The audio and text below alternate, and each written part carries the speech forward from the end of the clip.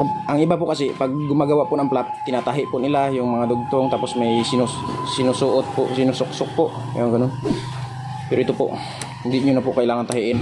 Ayan po, abang-abangan nyo po mamaya mga mix. Pagkatapos kong ikabit yung flap at pagkatapos kong ikabit yung gulong, isisiting ko na po yan. Magandang morning po sa inyong lahat. Ngayon po, ituturo ko po sa inyo kung paano po yung tamang pagkakabit po ng gulong sa rim. Yung DIY ko po na ginawang side wheel po mga mix, mga tangay. Ituturo ko po sa inyo at kung paano rin po kakabitan ng flap yung paikot po sa rim na guma. Papakita ko po sa inyo mga mix na wala po siyang dugtong. At ikakabit ko na rin po yan sa sa side wheel po ng top down na ginawa ko. Ito po yung flap po na gagawin ko. Interior po yan.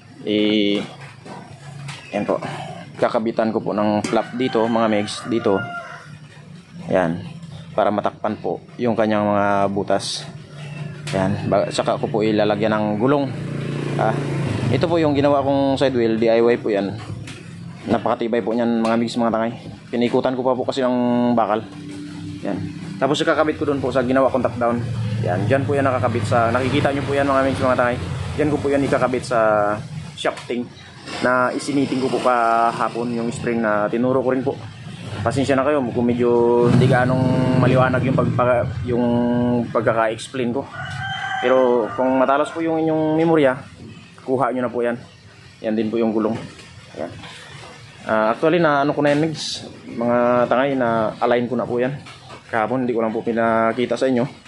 Kasi po wala na pong space yung memory. Ayan po, tama, na-align ko na po yung motor. Ayan. Mamaya po mga migs, mga tangay, kukunin na po yan. Ayan. Side wheel na lang po yung kakabit ko. At saka ituturo ko rin po sa inyo mga migs. Huwag po kayong mag-alala mga migs, mga tangay, mga katsin ko. Ituturo ko po sa inyo kung paano po yung pagsisiting ng motor yan. Wala pong welding yung motor yan mga migs, puro ipit lang po yan. Papakita ko po sa inyo. Ayan po. Yan po yung bracket na yan, nakaipit lang po. Yung dun sa ilalim, nakaipit lang po yun. Yung dito po sa may side ng motor, nakaipit din po yan, walang welding po yan mga mix. Ayan po, ito brace lang po ito, tatanggalin ko po yan. Ayan po, abang-abangan nyo po mamaya mga mix. Pagkatapos kong ikabit yung flap at pagkatapos kong ikabit yung gulong, isisiting ko na po yan yung para masundan nyo po ako mga mix, mga tangay, mga katsin ko. Subscribe nyo lang po yung channel ko, then pakihit nyo na rin po yung notification bell para po updated kayo sa sunod kong video sa pagkakabit ko po ng side wheel dyan po sa top down na ginawa ko, o kargahan po ng kung ano-ano, basta kargahan po. Okay, simulan ko na po mga migs, mga tangay. Ituturo ko po sa inyo. First step po is magkakat po ako mga migs, mga tangay, ng ng rubber, yung interior po para sa gagawin nating flap.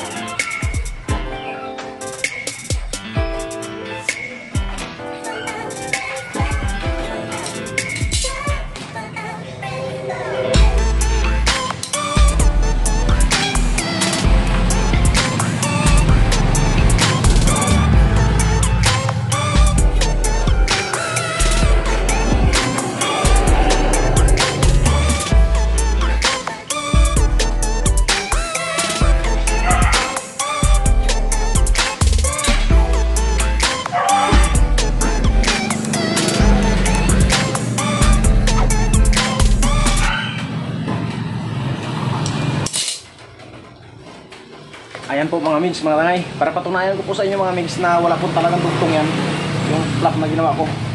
Ganito po.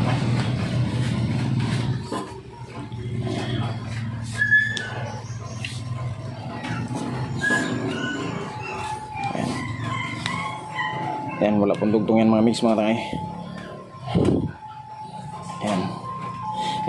Ang iba po kasi pag gumagawa po ng flap, tinatahi po nila yung mga dugtong, tapos may sinusuot po, sinusuksok po, yung ganun.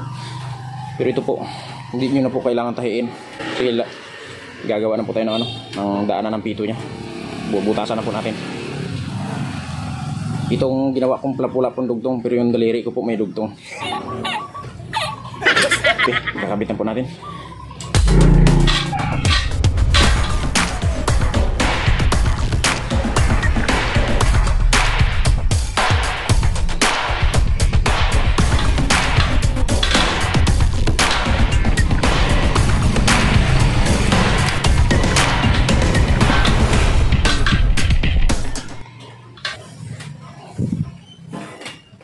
Ayan po, hanggang sa butas. Wala po kayong makitang dugtong yan. Yan. Okay, kakabitan po natin yung gulong. Panoorin nyo lang po ako mga mix mga tangay kung paano ko po ikabit. Unang-una po, iunahin po natin yung kabilang side ng gulong.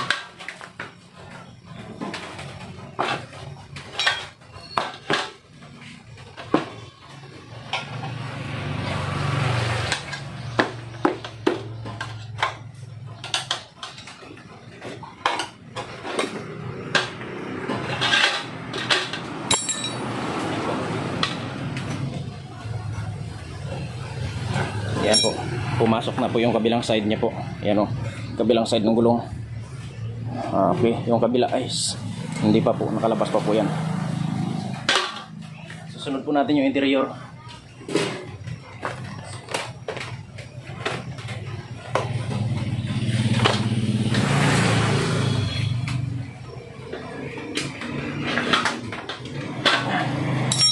Lagyan po muna natin ng mat para hindi po siya makabunot.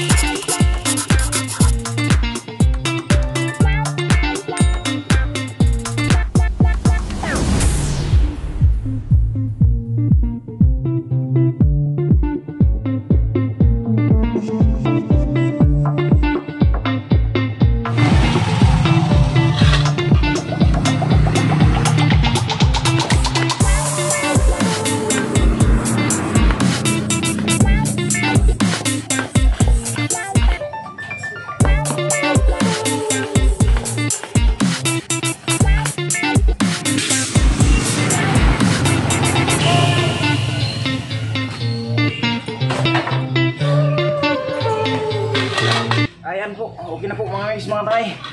Tapos na po, pero pawis din po. Yan, ganun lang po kasimple. At ang isusunod ko po is ikakabit ko po ito dun sa dito po.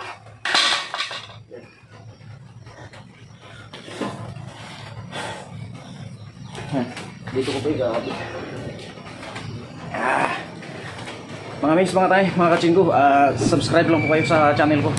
At pakipindot nyo na rin po yung notification bell para po sa sunod na upload ko po mga mates, may turo ko po yung pagkakabit po ng spindle or ng side wheel po dito po.